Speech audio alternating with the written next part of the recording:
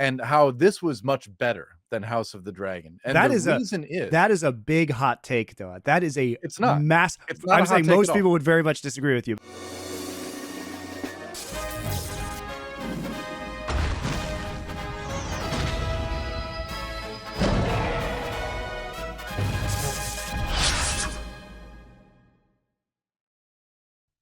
Another week, another episode of Nerd Legion with myself and DoA. Welcome back.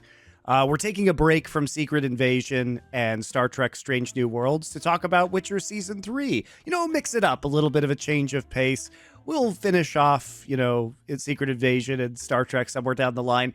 After those couple good episodes of Star Trek last week, DoA, I have been horrified to learn via social media that they are planning a musical episode of Strange New Worlds this season, which will make me want to die inside. So I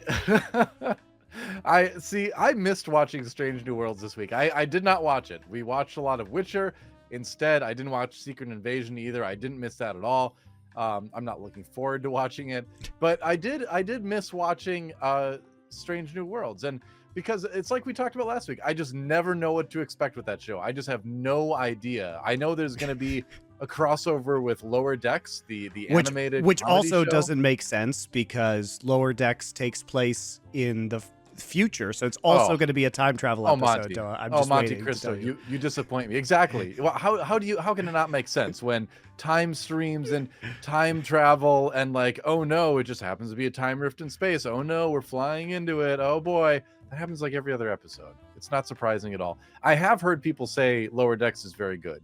I watched a couple episodes of it. At least in the first couple of episodes, it did not grab me, and I did not go back. So. Yeah, but my little brother loves it though. He loves that show, so maybe I have to give it a fair shake because I think he generally has pretty good insight onto things like that, but not all the time. So we'll see. Sorry, Carl. But anyway, that crossover is apparently coming. Yeah. Anyway, I think our love of Strange New Worlds for those two episodes might be short-lived. Is my point. Let's go into The Witcher. Wow. Let's start with The Witcher here. So let's do some Witcher background stuff. We're talking about The Witcher Season 3 specifically, but I think we'll give some overview on the first couple of seasons of The Witcher as fast as we possibly can. Our experience with The Witcher is a little bit different. So neither of us have read the books. I have played all of the games, and Witcher 3 is probably my favorite game of all time. So because all of these events that are occurring in the TV show happen in the books, which precedes the games. The games are sequels to the books. I didn't even know that. Yes. So for me, it is a fresh experience, but we're not going to spend a lot of time comparing the TV show to the books. We'll be evaluating the show on its own merits. DoA, what is your experience with The Witcher? I have only ever tossed a coin to The Witcher in buying The Witcher 3 Wild Hunt, playing about 4-6 hours of it, and then it kind of lost me. I don't know, like it wasn't bad. I thought it was a good game. I just, it's one of those things where you just turn it off one day and then you just never go back to it. I don't know. I acknowledge that it's a good video game. I have not played very much of it. So he does this with a lot of single player games. It's not about the Witcher guys. He doesn't finish RPGs.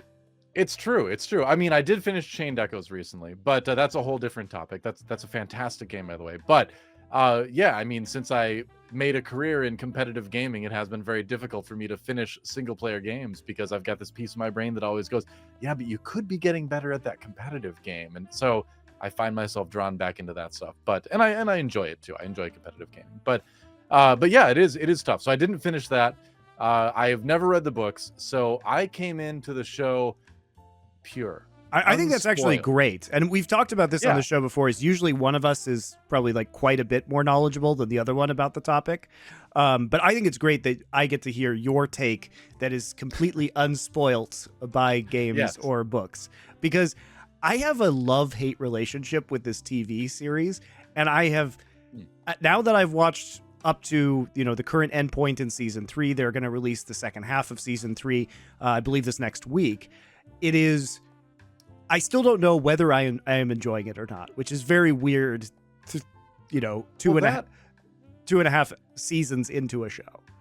it's funny you say that, because like one of my notes from this week was pretty much exactly that, where it's like, do I like this show or not? Where it's like there's some things I like, some things I don't. But so I'll lead off then with saying this is a good time to bring up one of my concepts in film watching.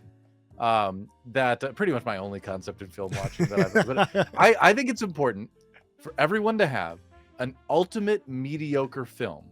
And so the reason to do this is so that whenever you're watching a movie, all you have to think to yourself is, would I rather be watching my ultimate mediocre film? And if the answer is yes, then the movie you're currently watching is bad. If the answer is no, then the movie you're currently watching is good. So to give you an example, ultimate mediocre movies of all time for me have been things like Blade 2, The Fast and the Furious pretty good. Tokyo Drift.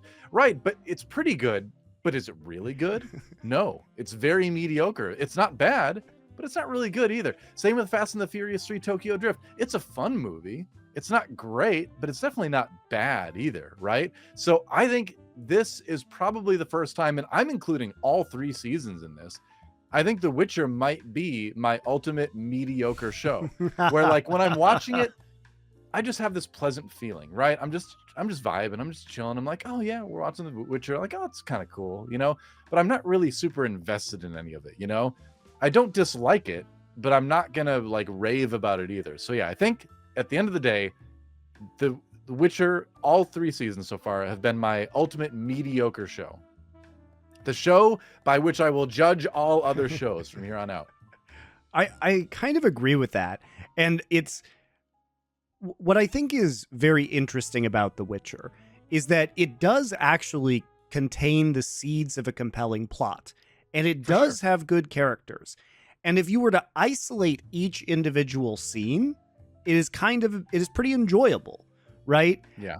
The problem is the way that it's put together is so fucking confusing a lot of the time and appears so random, and it's very unrefined in terms of its narrative focus that you really it takes a lot of effort to keep up with what's going on. And that's, that's not necessarily a bad thing. I really do enjoy tales of political intrigue, and you could make the same case about Game of Thrones. It's just that Game of Thrones was much more tightly edited, so it was a lot less laborious to follow all of the different plot points. A lot of the time in this show, you have 5 different plots going on simultaneously, especially as we get into the later parts of season 2 and season 3. And at the very least, what I will say about season 3 is it cleaned up a lot of the bullshit that was at the end of season 2, which was kind of terrible, honestly. And we'll talk about how it leads into season 3. But season 3 was much more comprehensible, which I appreciate. It feels like there's more of the narratives coalescing around this one plot point with Vilgefortz and where everything is going for the season. The characters are more unified in terms of their goals and actions. So I am encouraged by this. Yeah, I would agree. I feel like I should take people through my Witcher journey so far. A little cliff notes kind of thing. So season 1, like I remember way back when they did the reveal of Henry Cavill. Am I saying that right? Henry Cavill as the Witcher, and the enormous negative response it got because the wig looked very wiggy. Everything was very smooth to clean, and then when it got to the show, things looked much better. Oh, he looks great. I feel bad because like that was not a great reveal for him as that character, when in actuality the show looks very good. In fact, I think there's a lot of times where there's a dichotomy to it, where when they are not on location, you can really tell they're not on location. The green screens and stuff don't look super great and all that. The CG backgrounds look CG, but when they are on location, they're great locations. Like they're shooting this show in really cool places. And the set building is also really good in this show for the most part. The practical sets are super good. That's what I'm saying. When they're in a physical location, it's very cool. But so to go back to what I was saying, so season 1, I enjoyed, again, in a very mediocre way, in that, okay, this is a well-acted show. I like the characters individually. I like the idea of monster hunting as this sort of like scientific approach, where you need to be extremely intelligent and have this huge basis of knowledge built up to know what to do in each monster situation.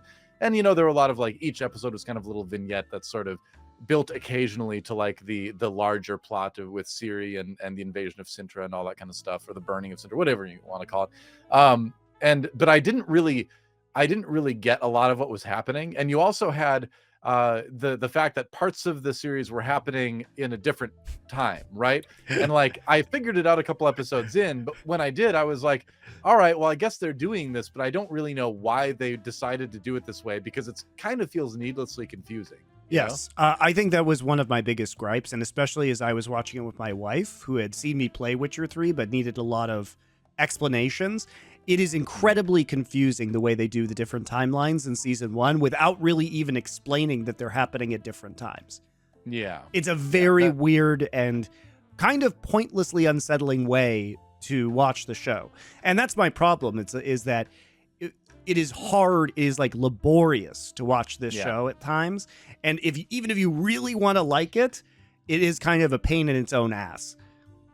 Yeah, well, it's like you said there, and if you're not coming into it with any sort of familiarity, which I wasn't, it was confusing at times, but it wasn't confusing in like a way when it was revealed, you were like, oh, wow, now I get it. That's cool. It was, when it was revealed, it was kind of like, why did you do it this way? You could have just had it laid out in a much more logical way, and it would have been a much better introduction for people like me that are not familiar with the world and not familiar with the setting and the characters and the timelines. And getting into that stuff in season 2, then I felt like I liked season 2 because there was I felt good character progression. Characters changed. Cahir, I think, is an interesting character because he is very different in season 2 than he is in season 1, and I like it when characters aren't the exact same the entire way through the series, right? Where people actually develop and change, and it doesn't necessarily need to be for the better. They just need to change as characters, right? Because that's more like what real life is like, right? People change over time. But the thing I enjoyed the most about season 2, I think, is that there was a good amount of world building in it. We heard a little bit more about the monoliths, the conjunction, kind of understanding that where we're at in the Witcher universe right now in the show is a result of these essentially different planets kind of coming together in a sort of a phasing kind of way. And so that added a really neat element to it, that the monsters are essentially aliens, right? They're not, native creatures to this place. Well, people are also aliens, so.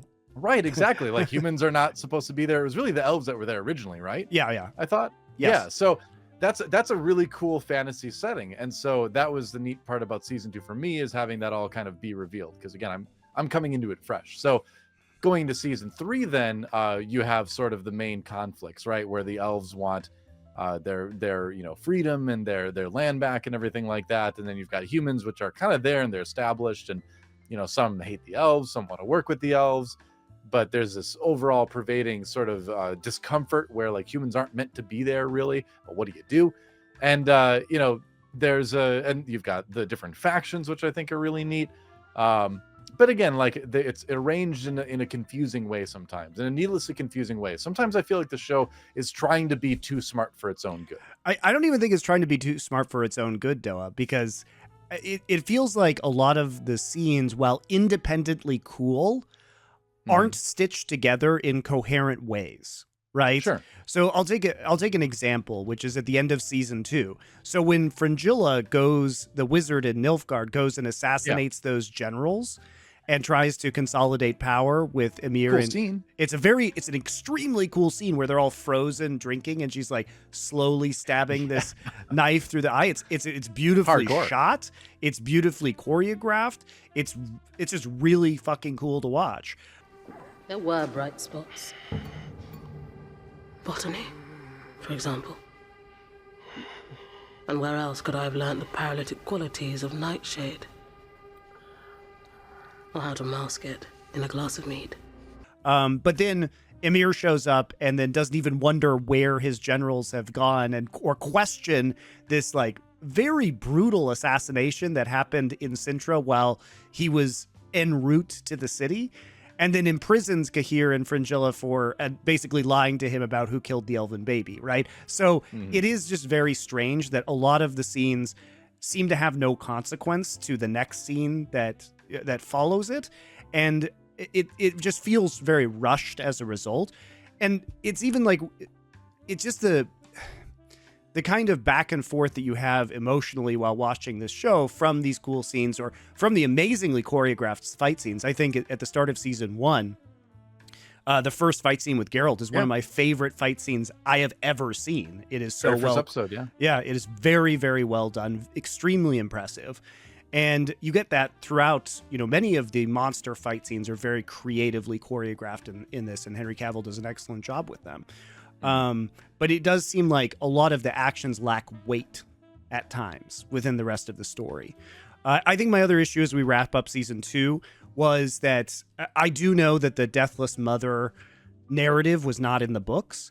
And unfortunately, I think that really falls flat because it does character assassinate Yennefer a bit as she loses her magic. And then she just decides that she's going to take Ciri, who she discovers with Geralt, betray Geralt, and try and bring Ciri to the Deathless Mother. Yeah. Which then, see, the problem with this, and this is where it's the bridge into season 3, is that then, because they have to reconcile these characters, because we know what happens later in The Witcher 3 when Yennefer and Geralt kind of get back together later on, which you don't know about, Doa, but anybody who's played the game does. And the problem is like, you can't have them hate each other forever. So then you have to introduce this episode in season 3 where they're traveling together, even though it doesn't make any sense. So it doesn't make sense that Yennefer would do this if she cared about Geralt. It doesn't make sense that Geralt would ever, ever, ever trust her again if she tried to kidnap Ciri. And so they're just awkwardly not talking to each other, but traveling together. And she's writing like cute little love notes to him so that they can reconcile their relationship. But they never had to be there. They could have just not written the story that way, and it would have been a million times better. So I do agree that at the end of season 2, I was like, what in the world are they going to do with Yennefer now? Like, obviously, that's a huge betrayal. That's not just like a mild lapse in judgment. No, that's you a never talk to somebody like Geralt would probably kill her, honestly.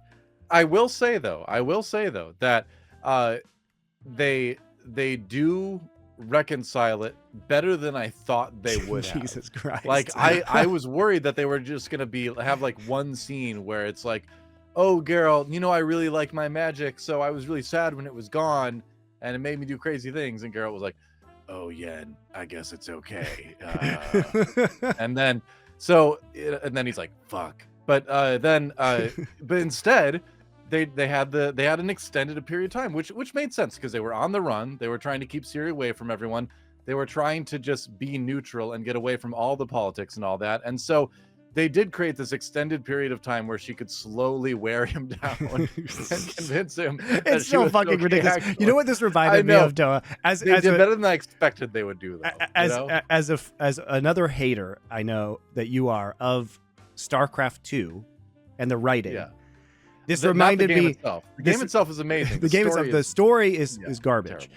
But this reminds me so much of how they wrote StarCraft 2 and Raynor and Kerrigan, which was, Kerrigan goes and commits genocide as the Queen of Blades against humanity. Kills billions of people. Kills literally billions of people. Yeah. And Jim Raynor's like, Sarah Kerrigan, I still love you, even though you committed genocide, and you look kind of like a crazy bug right now. But I'm kind of drunk, and let's make out. And I'm like, no, Raider, no, you literally fought to prevent this from happening. And now you're just going to carry off Sarah Kerrigan and just pretend like everything's fine. It had that vibe to it. It's not quite as grotesque, but it is just, how desperate are these men, Doa, that these women can do horrific things. And Geralt the men does just not need to be desperate at all. Exactly. Yeah. As we find out from later on, all the sorceresses are trying to get with him, which is true in The Witcher as well. And the bards. And the bards. And the bards as well. Jaskier says it's platonic. I don't know if it's very platonic. I'm just saying. You look hungry. Would you like a taste? Yeah. But anyway, I just found there was no reason to write Yennefer's character like that, and it ended up just being a massive problem that then had to be fixed. And we had to spend a lot of time in season 3 fixing that, which was at least stupid. 20 minutes. It was stupid, and it could have been used for much better things. All I learned from that scene is that do not let Geralt of Rivia, whatever, Geralt of the Riviera, rent your Airbnb because someone will come and burn it down. Yeah, bad 1 star, bad customer. Do not let this guy stay at your place. Yeah, the mercenaries come and just torch your house. That's right. 1 star, would not recommend Geralt the Butcher as a guest. So it's, so that happened, right? That scene went through. That I have my note for episode 1 was sexual tension, the episode, because that's kind of what it was the entire time. And it brought, I did like the end of episode 1 where it brought everyone together with that fight at that location near the statue where the ancient elven leader had erroneously brought her soldiers to fight a battle that they ended up losing and all that.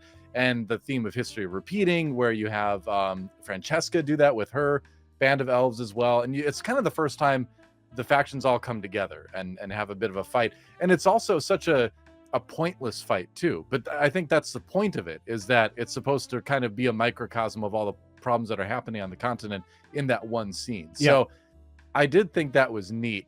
And it did sort of set up the thing where it's like, okay, well, maybe Redania isn't the worst place for Ciri to go. I like how you can tell who the people from Redania are because they all wear red. Yes, they try and make it easy. Redania. Yeah, that's right. Thanks for that. Yeah, the color coding is very good in this series. Nilfgaard, they're the bad guys, kind of, so they all wear black. They look very sinister. Yes.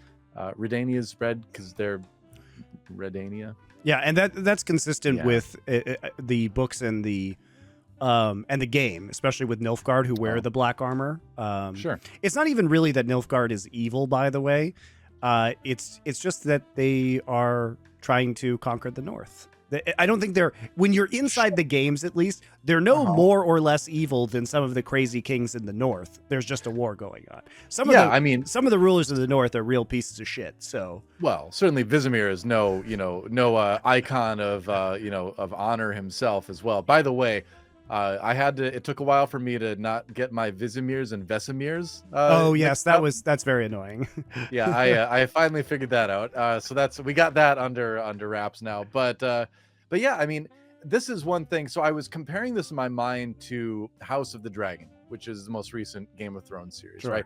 And how this was much better than House of the Dragon. And that is a big hot take, though. That is it's not massive. It's not I'm a hot saying take most at all. people would very much disagree with you, but I'm interested to hear your opinion. Well, most people don't think very hard when they watch television. Let's be honest. But so here's why The Witcher is better than House of the Dragon, and it's very simple because Witcher actually has different characters in it, whereas House of the Dragon has the same character with a different skin.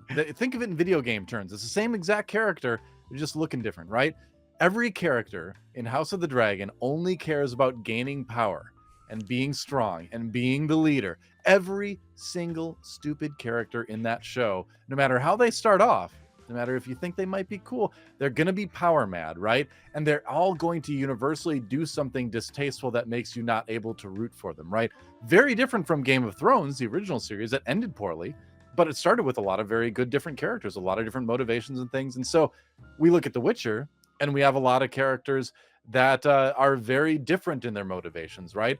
They're all trying very hard to do what they think is the right course of action, which I like in a series where even the villains, they're not just mustache twirling, like, oh, I would dominate the world.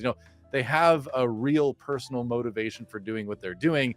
And it's not all universally, I need the power, So I do like that. And that is a very simple, easy way to prove that this is a better show than House of the Dragon. I think that's a good point. I also think, at least in season 3, as I alluded to previously, that this season is probably the best season yet. Just because Sure. it does actually kind of unite everyone's goals, and it's very, very clear at this point. Everybody, I mean, similarly to House of the Dragon, everybody does kind of have the same goal, which is to get control of Ciri. She is more or less the MacGuffin of the Witcher series. She is, right? she is. So, but I For think a cool reason. Yeah. I think I think what's happening now is at least like you get to see how all of the different parties are now interacting with each other, because we get to see Nilfgaard pursuing Ciri, and the elves pursue Ciri, and Geralt pursue Ciri, and Vilgefortz now, as we know at the end of this start of the first 5 episodes in season 3, pursuing Ciri, and what should happen to her and where she could be the safest. And that's why it just feels like a really natural build in tension and a unity of storylines and an intertwining of narratives that we really didn't get in season 1, because they were literally in different time periods, but that was necessary to explain the origin stories of all of these characters. And unless you did all of one character's arc and then moved on to the next character's arc, but they were, I think the problem with doing that, DoA, was that they were split up from each other because they weren't in the same place. And so calling the series The Witcher, but then having a bunch of episodes that would have not contained Geralt would have been very weird, right? True. Yeah. I mean, he is the main character, right? But I mean, what else do you call? Are the books called something different? Or are they just The Witcher as well? I believe they're called The Witcher, but I don't know how the narratives are structured in the book. It's possible that it's structured that way. Okay.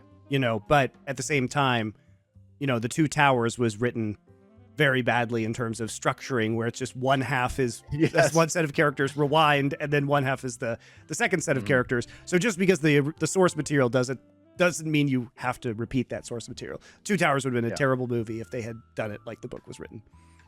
Yeah. If you want another hot take, I think Lord of the Rings movies did Lord of the Rings better than the books did. Oh, I totally agree. I've been banging that drum for years, man. Yeah, that's actually another series where I had not read the books before I saw the films. Like when the films were coming out, I had always intended on reading it, but when I knew the films were coming out, I'm like, oh, I'm not going to read the books because I want to go into this unspoiled, right? I don't want to have the books polluting my mind and my opinion of this piece of work, right? So it ended up being great. Well, the books are trash. So and then of course the hilarious thing is that The Hobbit is a much better book, but is a terrible movie. Yeah, well, it didn't need to be 3 movies. There's your problem right there. When you take a book that's literally like this thick, and then you try to stretch it out to 3 feature-length films, like it was big bad. I felt bad because that got Hollywooded to death. Back to The Witcher though. Back to The Witcher. Yes. So I do appreciate there's still some weirdness in this season of The Witcher in terms of off-tone things. So they're trying to set up the Wild Hunt, for example. Right. And so they implied that the Deathless Mother was actually part of the Wild Hunt in season 2 when they traveled through that portal and she became one of the riders of the Wild Hunt. Oh, yeah, that's right. And then they, in terms of random scenes that are added and kind of the bloat that this series has sometimes, they had that scene where Ciri is running away and then the Wild Hunt just starts chasing her. Oh, yeah. What was the deal with that? I guess my mind was like, oh, okay, yes, I haven't forgotten about the Wild Hunt. You don't need to remind me so hard. Well, it's also just that the Wild Hunt doesn't have to be in the series at this point in time. They are doing it because people know the Wild Hunt exists from Witcher 3, the game literally called the Wild Hunt, right? True. And it is the primary antagonist in that game. But you don't have to, and it is very important later on that Ciri is constantly pursued by the Wild Hunt because they want to capture her, because she's able to open these portals, which allows them to travel much easier between worlds. So she's really valuable to them. But the way they're integrating into this series isn't even really foreshadowing. It's like, oh, we went to this dimension. There's the Wild Hunt. Don't explain it, though. Don't you dare explain what the Wild Hunt is. So it just confuses people like you, I would imagine, who don't know what the Wild Hunt is. And then... Well, I played enough of the game to know what the Wild Hunt is. So I knew, because they're introduced very early on in Witcher 3. As sort of these antagonists that are sinister. They're not really part of the story yet, but they're out there, right? So I knew of them anyway. Yeah, but it is just weird too that they randomly chuck the Wild Hunt back in there, and then they disappear because Geralt shows up and they're like, well, I guess you were pursued by the Wild Hunt. And then it loses all weight because nobody ever is like, wow, those ghost riders that were chasing me, man, that was really scary. Now just forget about that. Well, back to the plot. Yeah. Back to the plot, guys. Geralt can just air blast them away. Yeah, exactly. That's it. It's easy. Yeah, I'm like, oh, well, I guess they're not very threatening after all. You can just essentially this is what I'm talking about. Like, in reverse, and they spend a lot of time making things look cool, but then those things later have no actual effect on the story, so they just end up feeling super hollow. And I wish we don't have to learn about the Wild Hunt now, Witcher. We can just do that later at a time where it's actually appropriate, where it can be explained and become a central plot point, not while we're trying to deal with whatever is going on with this scheme to like kidnap these half-elven mage apprentices, and who is manipulating Rience, who's this fire mage who's going around, being the thug and the master manipulator behind the scenes. The criminal kingpin remains mysterious, right? Like a mafia don. And there's this very, very cool political intrigue story that is happening, and I don't need the Wild Hunt just riding around distracting me from that. It is. Yeah, it was very much like, hey, remember the end of season 2? We're still out there. We're wildly hunting. Watch out. We're around. Oh, Geralt. Well, we'll see you later. We'll be back in season 4. Yeah, that's what I mean. Is the show is frequently just bloated. I'm worried they're going to try to cram too much in the last half of the season, because I believe it's been stated this is the last season where Henry Cavill will be. Yes, they're replacing him with Liam Hemsworth. Yeah. Oh, that's a pretty good replacement, actually. I didn't. I think it is, but I mean, I will say I don't think Henry Cavill is replaceable as he's Geralt. So good, isn't he? So perfect in that role. But if you're gonna, if you have to replace him, that's not a bad choice, I think. But anyway, so that the fact that I didn't know there was going to be a season 4, I didn't know that it was doing that. So that gives me a little bit more hope that they're not going to try to slam everything together at the end of this season to try to conclude it all. But I was worried about that. Anyway, back to the political intrigue. I liked the introduction of Radovid as sort of a random element into Dijkstra's plans. Dijkstra and Owl Lady. I can't remember her name. Philippa Eilhart is her name. Philippa, right? That's what it is. Yeah. But I just know her as. She's a major Owl character Lady. in the Witcher video games too. Oh, she eventually gets in one of the branching plot lines of The Witcher 2. She actually gets her eyes gouged out, and then she's blind in The Witcher 3. So. Oh well, sorry, Witcher game fan. I didn't know that. Anyway, it was good. And Dijkstra's hardcore. He's out there acting differently from time to time, being whipped, delivering the queen's head in a box to the king, which is fun because you got step 1, put the queen's head in a box.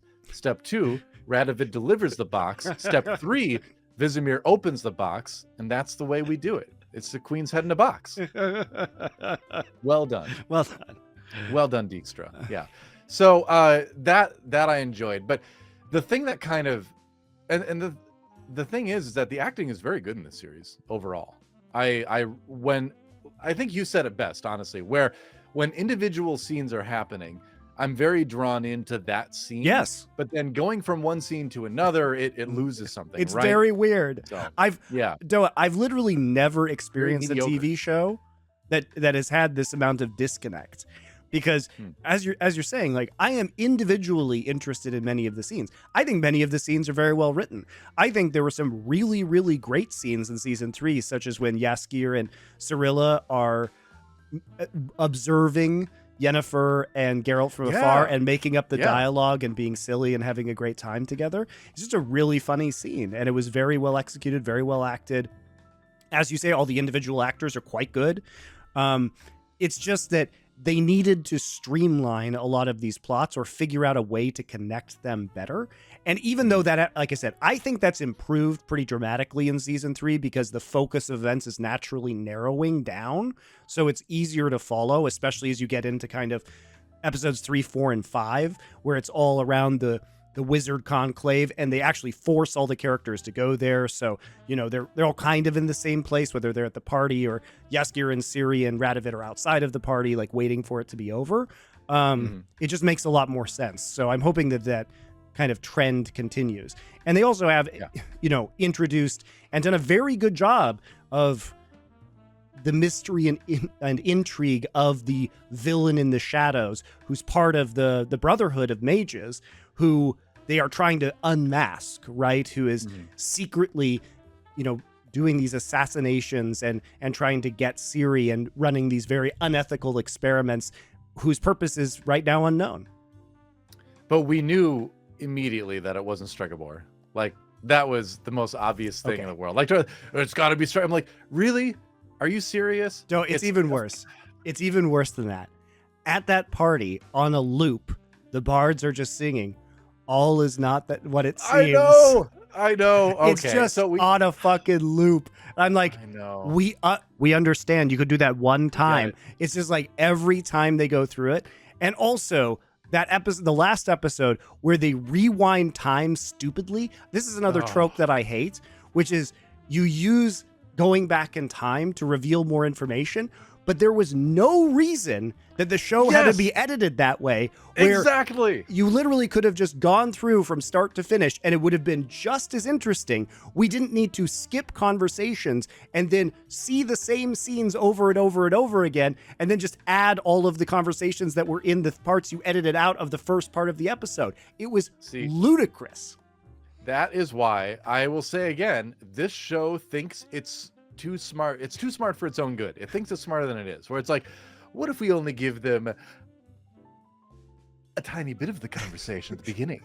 And then we confuse them because the party seemed really boring and it seemed like nothing happened. But actually, we'll go back and we'll show how the conversations were much longer and actual information was conveyed. And now we'll give you the information.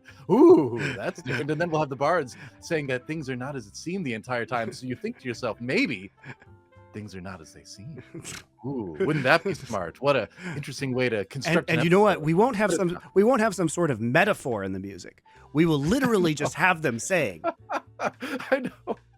Things are not as they seem. We're just literally going to say it. And one time is not enough. So let's do it over and over and over again. I mean, yes. And I just don't get it. The dead horse. I just don't get it. There was the confusing editing continues to just run rampant.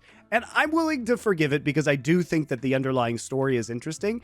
It's just, it's being told badly. It's being told badly.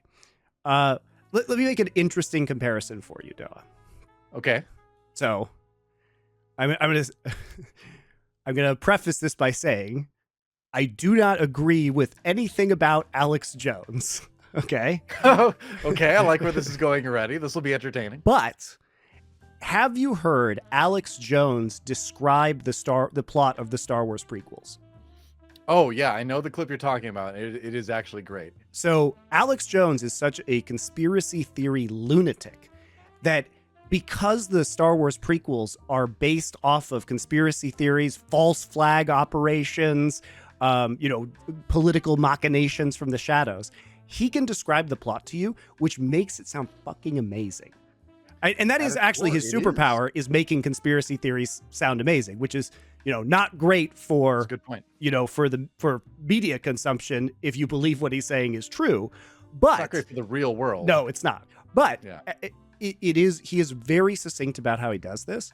And that reminds me of the prequels because, again, it just shows you that the prequels did actually have quite a strong underlying story, but it was so badly told that it was very confusing and ultimately lacked any kind of emotional resonance or even the kind of political intrigue that you would have wanted out of that.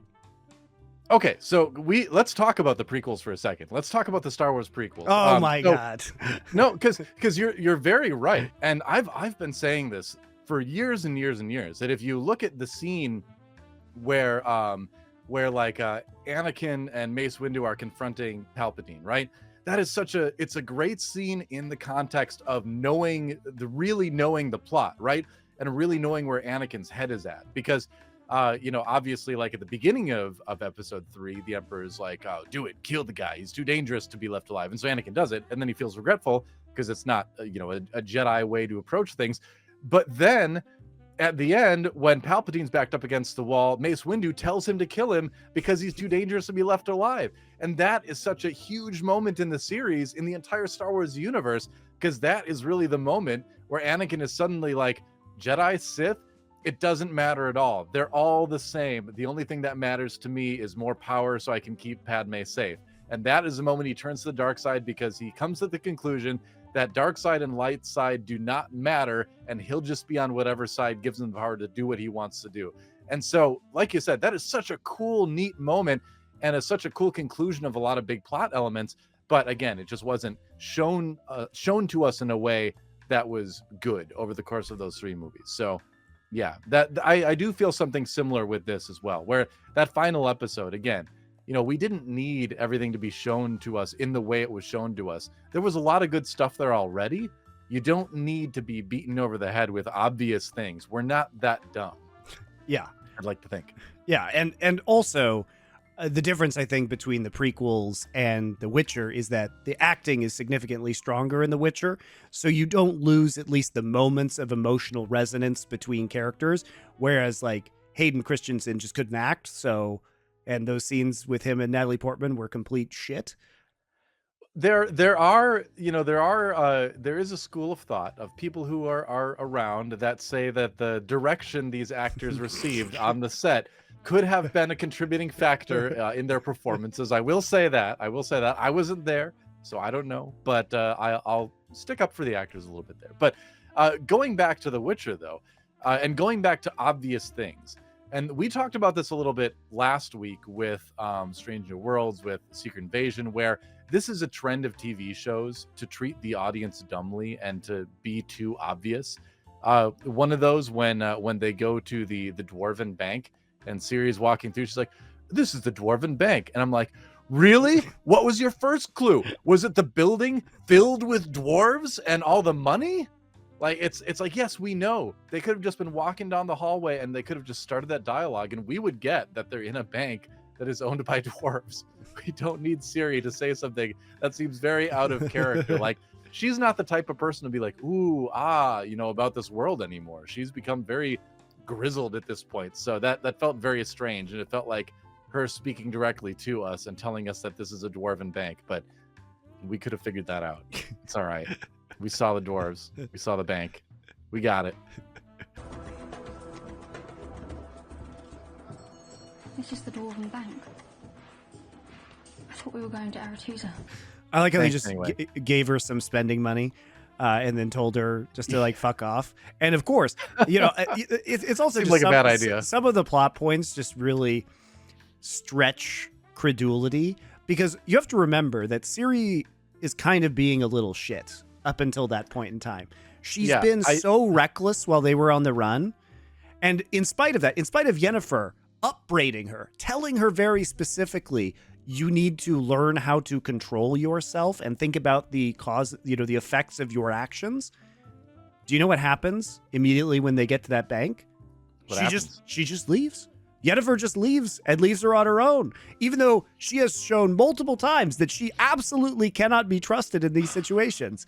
Yes. And then what happens, Noah? She goes and ruins the fucking circus. Yep.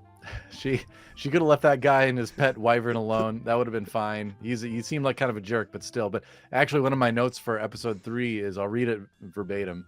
Ciri kind of sucks. Just go along with the mage thing already. There you go. Because you get to a point where it's like, all right, but then again, so on the one hand, that's her character.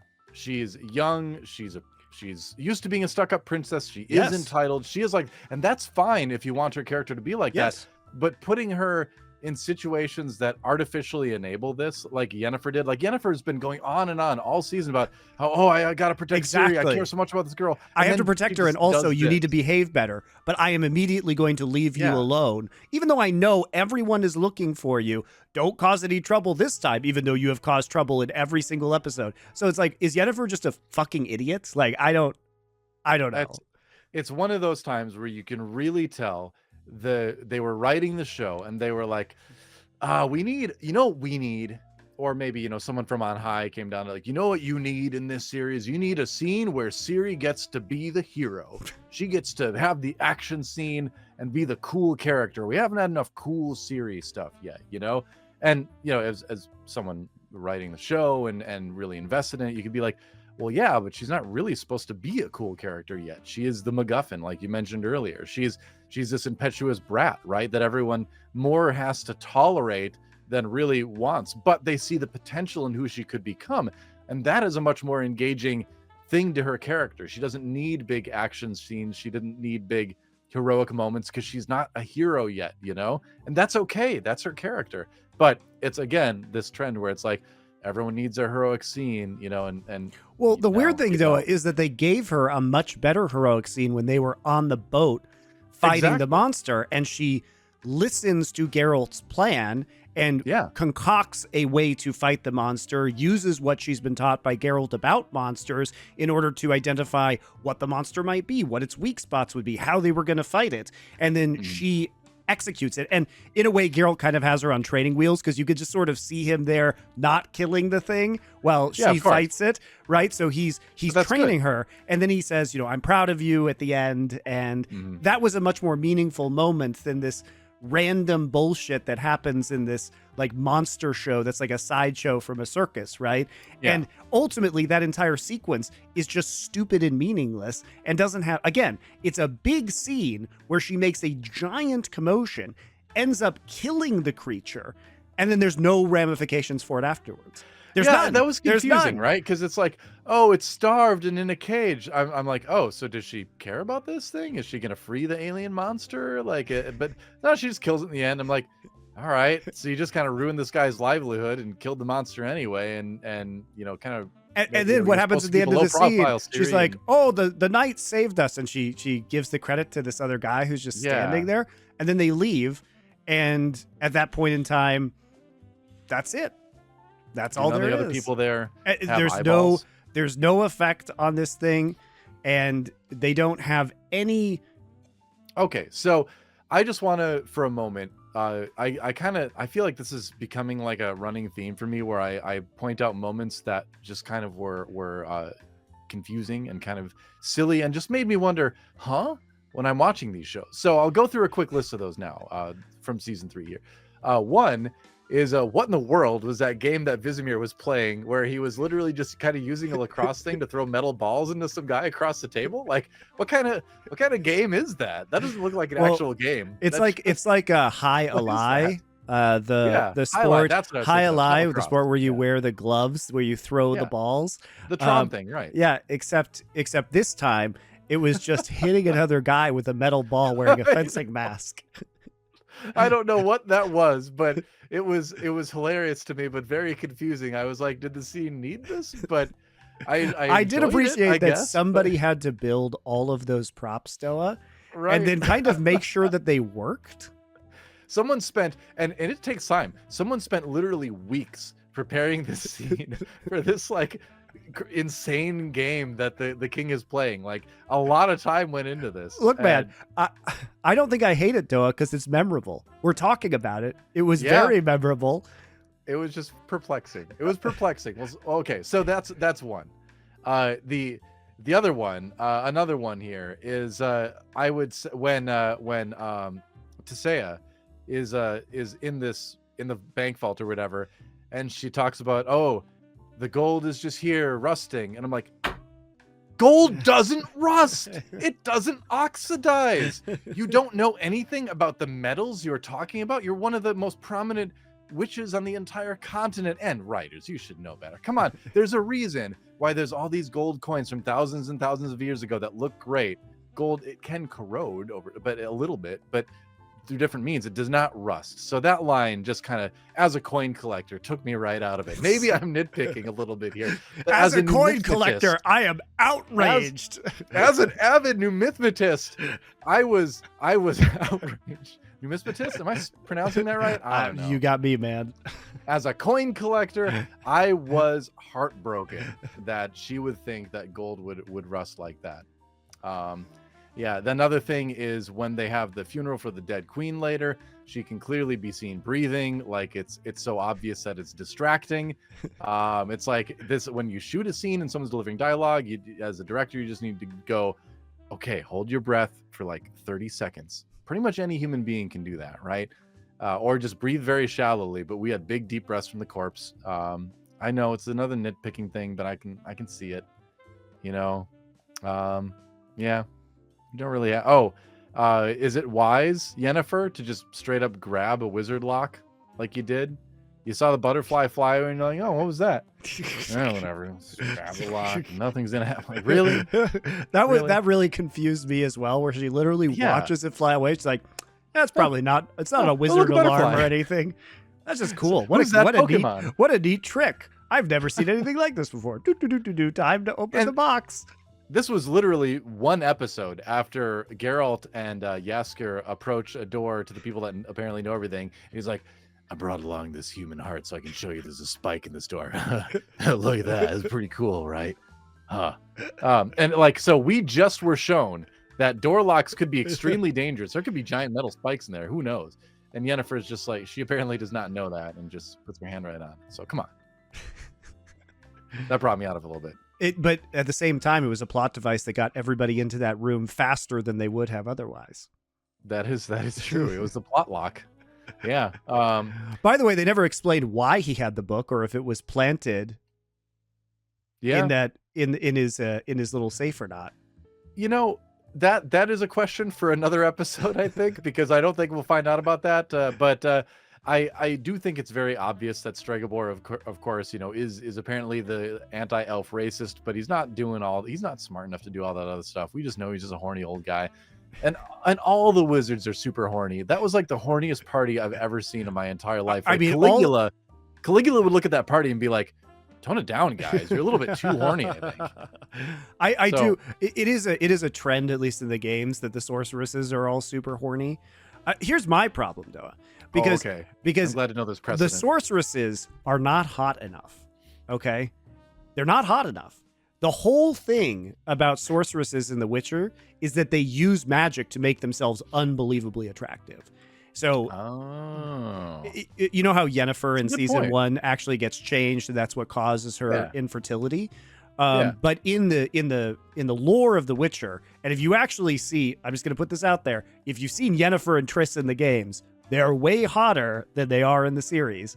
And also, all of those sorceresses would have been much, much more attractive because they literally just use magic to make themselves appear. You know, I'm okay with it, though, in the show, because you have to have that balance, right, of, like, good actor versus appearance. You know, you do have to make some sacrifices. Like, could they found a collection Not with of, Henry like, the Cavill, hottest I guess, people on Earth to be... Yeah, but, I mean, actors like that are more... Let me just put this out there. The hottest person in the show is also the best actor in the show, and he's not even supposed to be hot. Well, still, the amount of good hot actors is not high enough that you could monopolize them all for the wizards in this series. I think, because they do have to be good actors, and they are.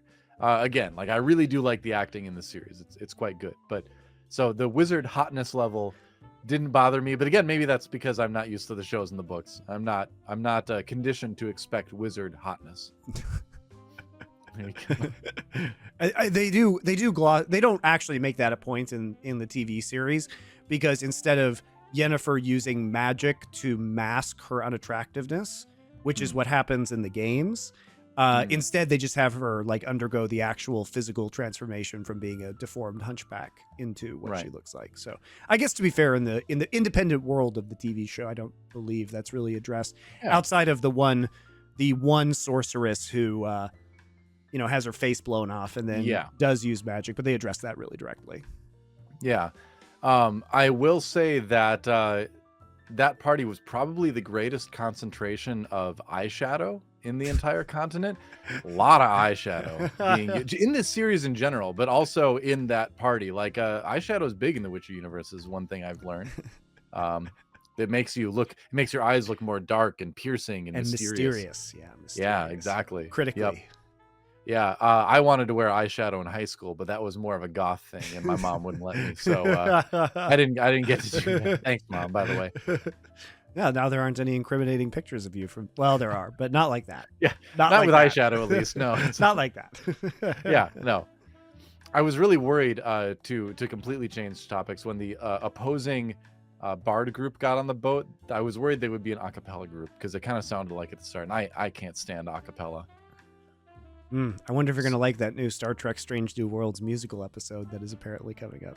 I mean, as long as it's not an a cappella episode, I'm totally fine with it. I'm actually kind of looking forward to that. Let's talk about Jaskier. How about for a second. Spockapella?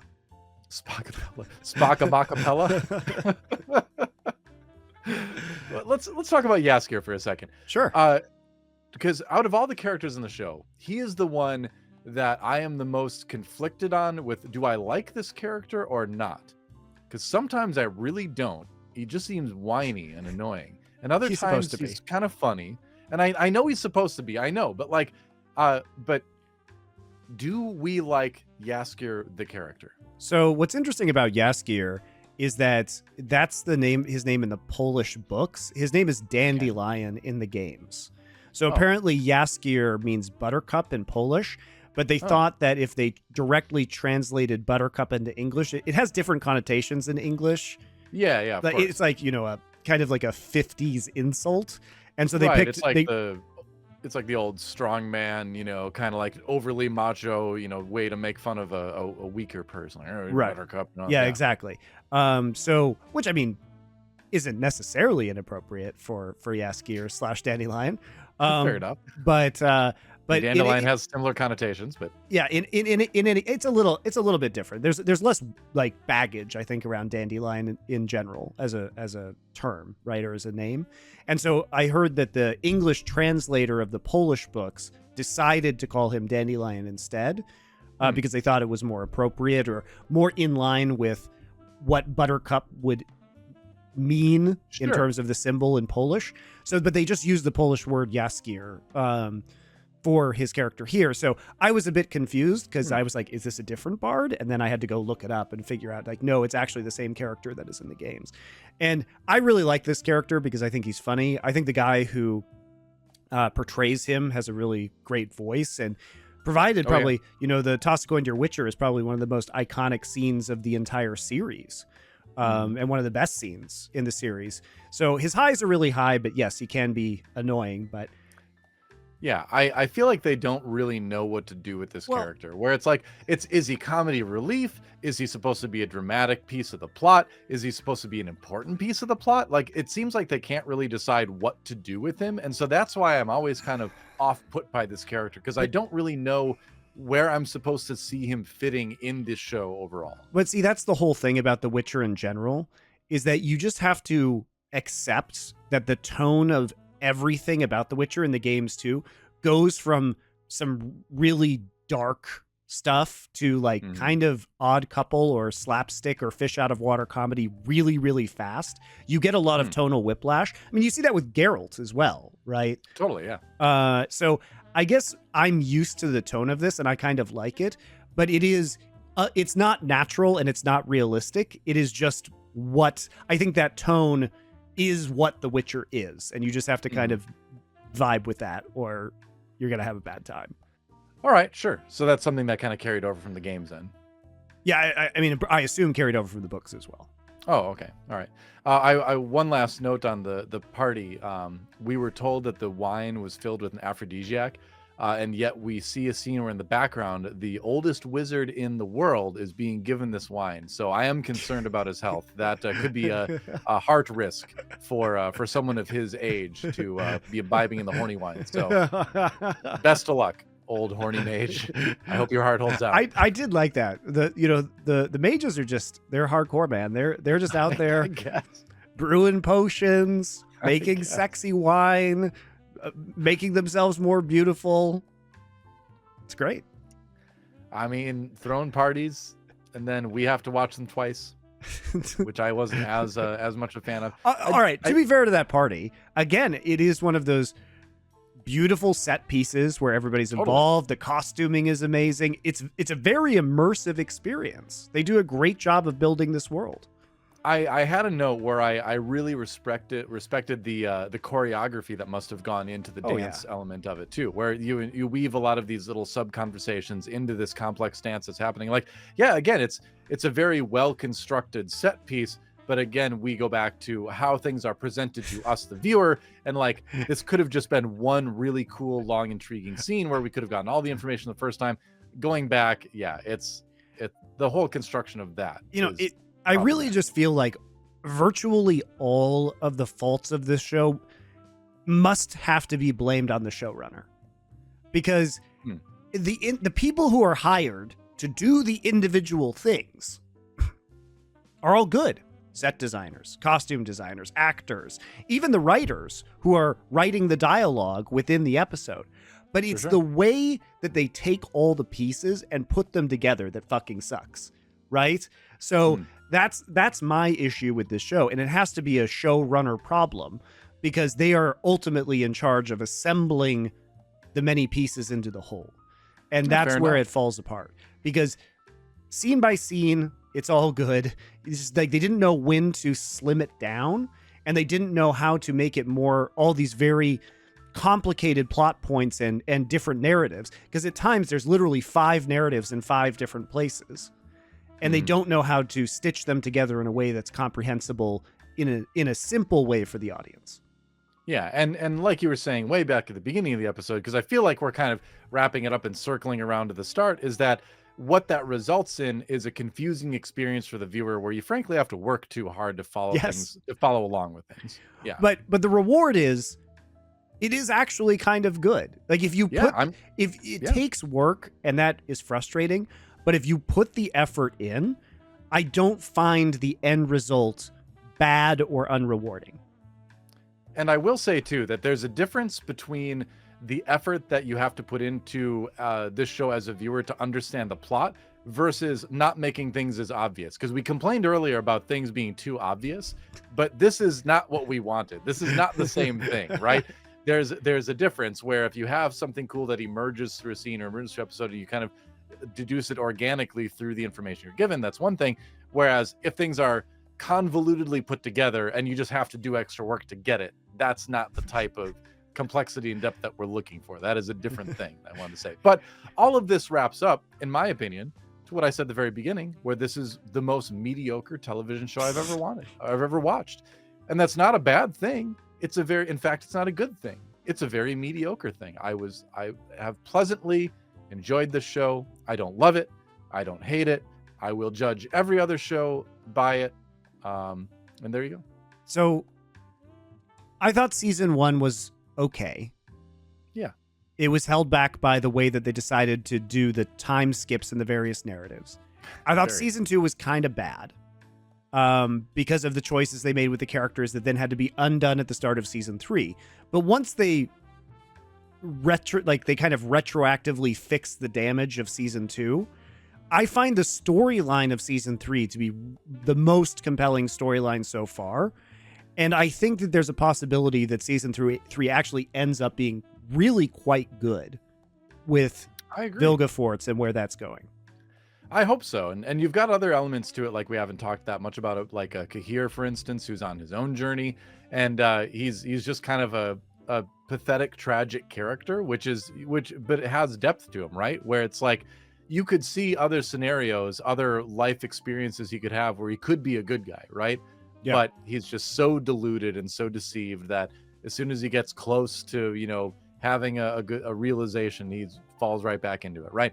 And I think it's good to it's cool to have a tragic character like that embroiled and everything too, because it also makes him dangerous. It makes him a legitimately scary character, because you don't really know what he's going to do from time to time, right? Where it's, his conscience versus what he feels compelled to do because of his loyalties. And that makes him very kind of scary and unpredictable. So another kind of cool character. I wanted to throw him a little bit of props as well. That actor does a great job with that character too. Yeah. Yeah. So I'm intrigued. I am looking forward to us reviewing the second half of this season. Yeah. It could end up, it feels like it's either going to end up real good or real bad. And there's not really a lot of wiggle right room. In the middle. Oh no. I think thus far, my conclusion is that it will end up exactly in the middle, not good or bad. But we'll see. All right. So coming up in the latest season of The Witcher, I believe, is coming out later this week. July 27th is which is also the same day that I believe all 10 episodes of Twisted Metal are getting released. Oh boy, you're very excited about this series. I actually think it's going to be good. I think it's going to be fun. I think whenever anyone, including me, gets this excited about a television series, you run the risk of major disappointment. That's fine. I don't mind just being disappointed. It's not often you get this excited about a series, too. Look, so if it sucks, it's going to be entertaining to talk about why it sucks, because it's going to be really bad, and it will be hilarious. It will be a spectacular dumpster fire, and I'm fine with that. It'll be memorable one way or another. Yeah, unlike Secret Invasion, which just isn't worth anybody's time. No, we'll get into that next week, I think. Yeah. So next week we might do our wrap on Secret Invasion, see where we're at with Star Trek: Strange New Worlds, and then after that, I think it's going to be time for Twisted Metal and more Witcher, and then I think we're maybe going to take a dive into some other kind of maybe old movie reviews, sci-fi and fantasy. We'll get some throwback in there. So if you guys have any suggestions of maybe 80s or 90s science fiction or fantasy movies, you can drop them down below. Yeah, they don't have to be film classics. They can be cult classics. Exactly. In fact, the cultier, the better, I would say, in most cases. Very good. All right, guys, thanks for watching, and we'll see you next week for another Nerd Legion.